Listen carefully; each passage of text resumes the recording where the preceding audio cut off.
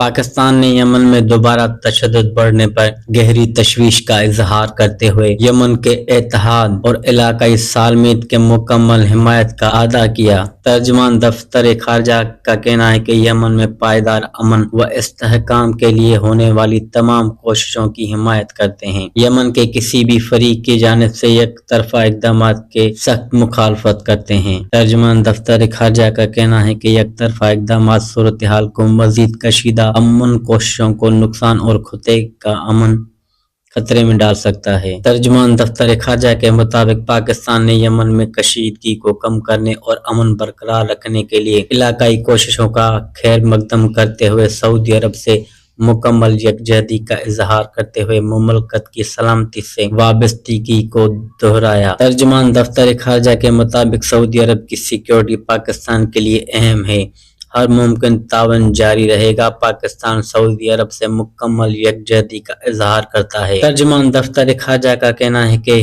یمن مسئلے کے حل کے لیے مکالمے اور سفارتکاری کی بنیاد پر راستہ اختیار کیا جائے۔ امید ہے یمن کے عوام اور علاقائی طاقتیں مل کر جامع اور دیرپا حل طرف بڑھیں گی۔ یمن میں پائیدار تصفیہ خطے کے استحکام کے تحفظ کے لیے ضروری ہے۔